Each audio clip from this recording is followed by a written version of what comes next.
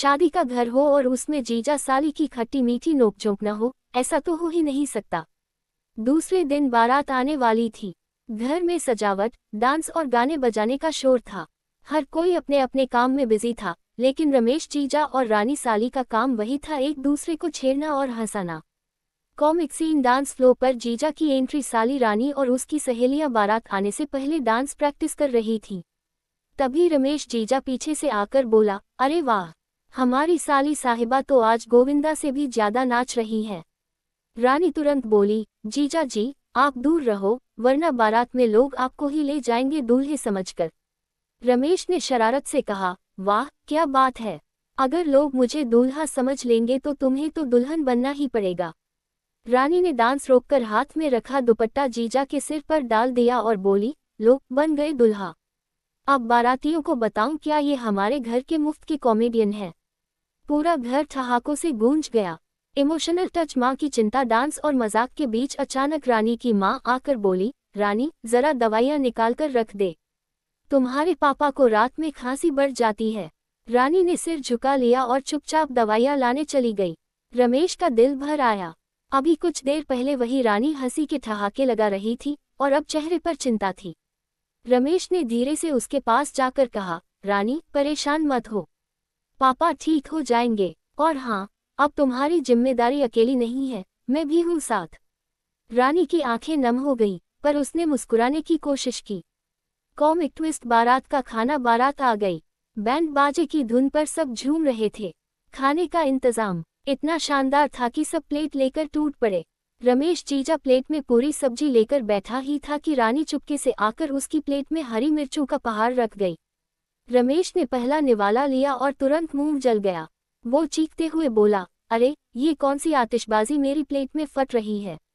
रानी हंसते हंसते लोटपोट हो गई, जीजा जी बारात में पटाखे जलाने का काम तो आपका ही था, तो मैंने प्लेट में ही कर दिया।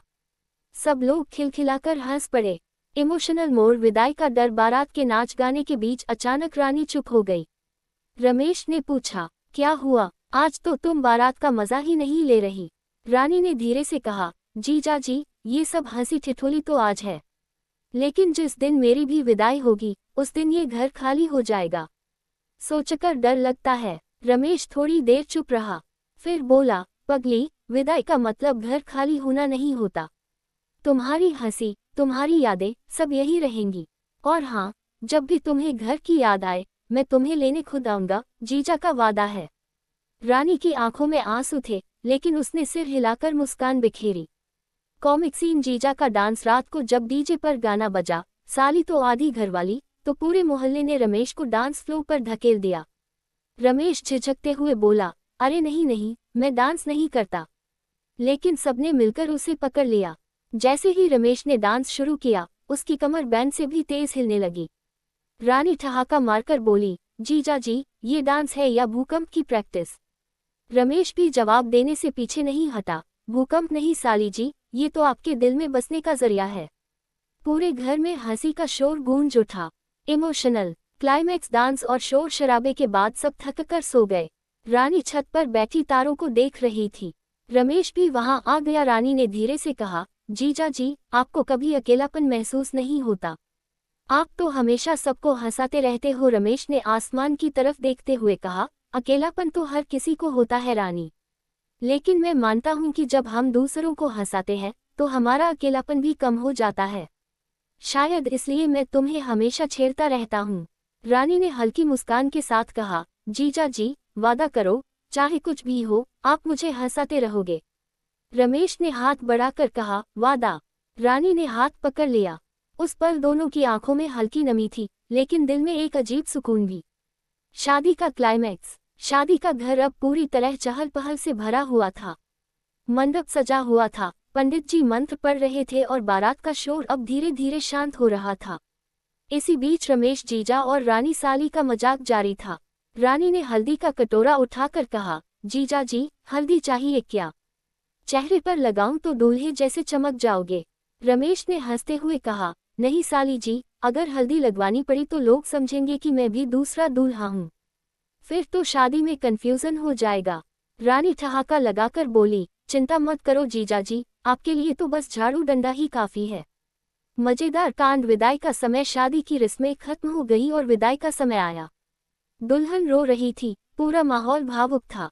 ऐसे में रमेश ने माहौल हल्का करने के लिए कहा, अरे रानी, जब तेरी भी विदाई होगी ना, तो मैं ट्रक लेकर आऊंगा, ताकि पूरा सामान भी साथ ले जाऊं। रानी रोते रोते भी हंस पड़ी, जीजा जी, मुझे विदा करने आएंगे या मेरी मंडी लगाने आएंगे? सभी हंस पड़े और माहौल थोड़ा हल्का हो गया। Emotional scene. रानी की सोच। रानी कमरे में बैठी थी, चारों तरफ शादी के बाद की चुप्पी थी। उसने धीरे से कहा, जीजा जी, पता है, कभी कभी लगता है मेरी जिंदगी भी ऐसे ही निकल जाएगी। पापा की बीमारी, माँ की चिंता, सब संभालते संभालते मैं शायद अपने लिए हंसना भूल जाऊं। रमेश गंभीर होकर बोला, रानी, मत सोचो ऐसा। तुम्हें अपनी जिंदगी का हक है। अभी तो तुम्हें बहुत कुछ देखना है, करना है। तुम्हारी हंसी सिर्फ तुम्हारी नहीं, इस घर की ताकत है। रानी की आंखों से आंसू बह निकले। उसने कहा, आप सच में जीजा नहीं, मेरे लिए बड़े भाई जैसे हो। कभी मत बदलना। रमेश ने हल्की मुस्कान दी, पक्का वादा, चाहे हालात कैसे भी हों, मैं तुम्हारा जीजा होकर हमेशा खड़ा रहूंगा। मजेदार ट्विस्ट। जीजा की शरारत। अगले दिन रानी सुबह सुबह रसोई में काम कर रही थी। रमेश चुपके से पीछे से आया और धीरे से बोला, रानी, धीरे से आना। रानी चौंक गई और पलटकर बोली, फिर? रमेश हंसते हुए बोला, फिर मैं कहूंगा, मुझे गरम गरम पराठा दो। रानी झल्लाकर बोली, जीजा जी, आपको डराने की आदत कभी नहीं जाएगी। रमेश तुरंत बोला, और तुम्हें डांटने की? दोनों बराबर। दोनों हंसने लगे। Emotional touch. बीमारी का झटका। कुछ ही दिनों बाद अचानक रानी के पापा की तबीयत बिगड़ गई।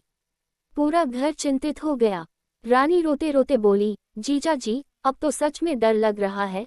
रमेश ने उसका हाथ थामकर कहा, डरना मत रानी, हम सब साथ हैं, हिम्मत रखो। उस रात रमेश अस्पताल में रानी के साथ पूरी रात बैठा रहा। वो पल रानी के लिए बहुत मायने रखता था।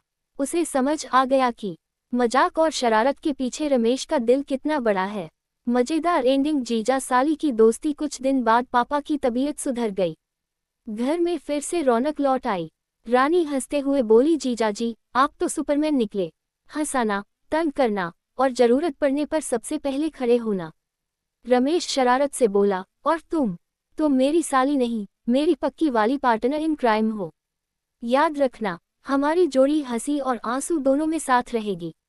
रानी ने मुस्कुराते हुए कहा, जीजा जी, आप धीरे से आना, वरना फिर। रमेश ने आंख मारकर कहा, फिर हंसी का पटाखा फूटेगा। दोनों जोर जोर से हंस पड़े। पूरा घर उनकी हंसी से गूंज उठा। स्टोरी का मैसेज। इस जीजा साली की मजेदार और इमोशनल स्टोरी